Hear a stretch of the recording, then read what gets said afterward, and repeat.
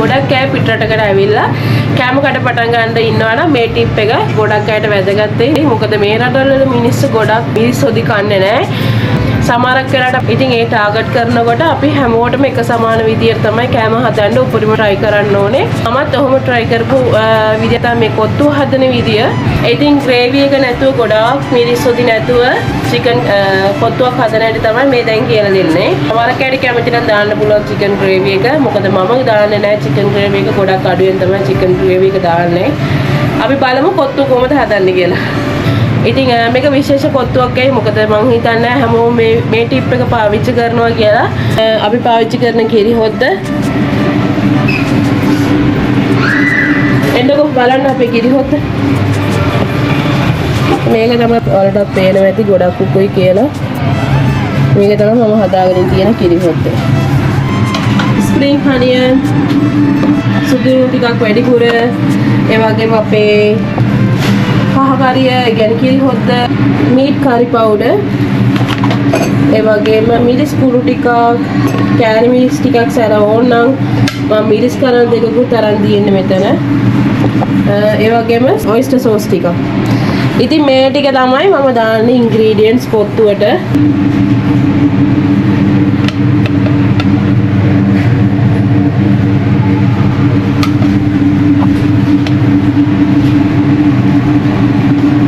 මම මෙහෙම තමයි chicken curry එක හදන්නේ. ගොඩක් gravy නෑ මේකේ. ගොඩක් අඩුයි ඔයාලට පේනවනේ.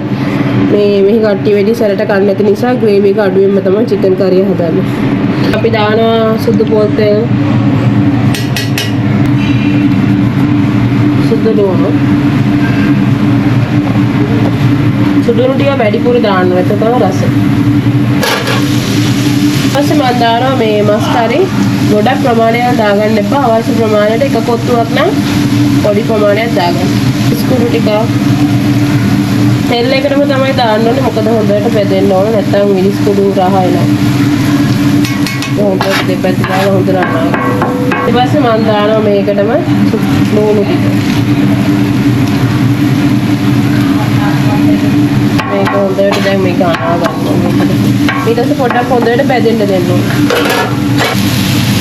දැන් මේ රොටි දැම්ම දැන් මේ chicken ටික දාලා තියෙන පැත්තකින් ඊට පස්සේ මම මේ සැරට කන නිසා මිරිස් ටිකක් තව ටිකක් තියාගත්තා මෙතන. අපි අර හදාගත්තු කිරි හොද ටික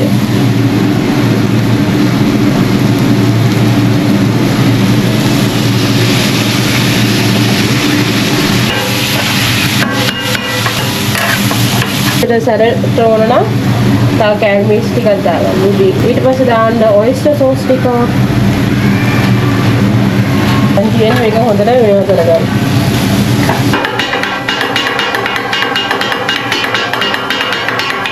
දැන් මේක හොඳට මේ වෙලා තියෙන්නේ.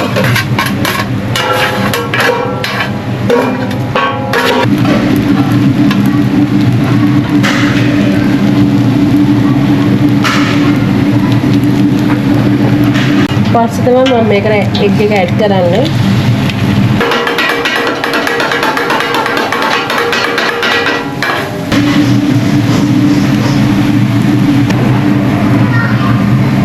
ඔයාලා දැන් දැක්කනේ. මම හිතනවා මේක ඔයාලා try කරොත් අනිවාර්යෙන් ඔයාලා කැමතියි කියලා. ඇත්තට මේකේ ලංකාවේ රස එනවා. ලංකාවේ කොත්තුවක රහ එනවා. රසායනික දේවල් මොකුත් පාවිච්චි කරේ නැහැ. ඔයිස්ටර් සෝස් ටිකක් විතරයි පාවිච්චි කරේ මේකට. අඩුම තරමේ ලුණු කුඩු ටිකක්වත් දැම්මේ නැහැ.